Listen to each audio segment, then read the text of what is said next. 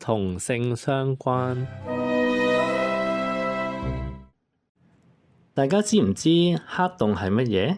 其實佢唔係一個洞，而係一顆被擠壓到超級無敵細，但又超級無敵重嘅神秘小球。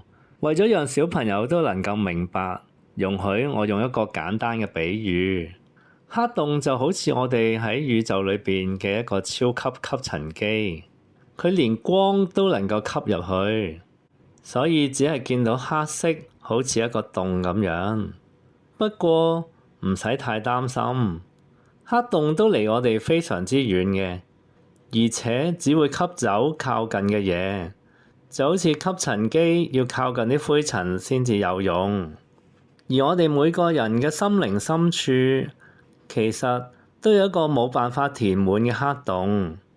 無論我哋投入幾多嘅金錢、成就、享樂或者情感，短暫嘅滿足之後，空虛感又會出返嚟，甚至更加深。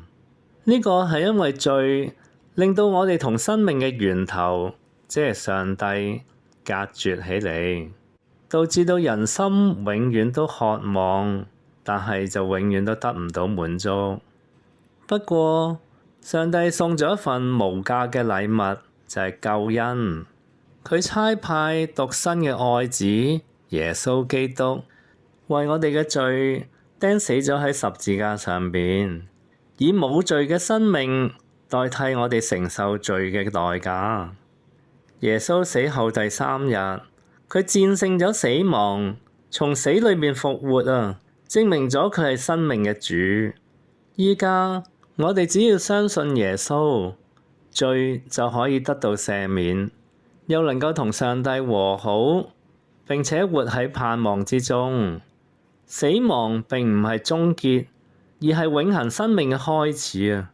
呢個世界上嘅一切有一日都會消逝，唯有上帝嘅愛能夠填滿人心嘅空洞。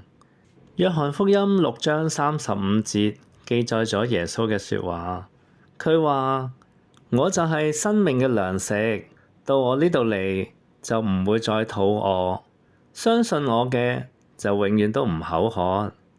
耶穌就好似我哋每一日需要嘅食物同水一樣咁重要。我哋肚餓就要食嘢，口渴就要飲水，身體先至會有氣力。但係耶穌話，佢唔單止係令到我哋身體嚟到滿足，更加要讓我哋嘅心靈，即係我哋嘅內心，得到真正嘅滿足，要俾我哋得到真正嘅平安、喜樂、愛同埋永遠嘅生命。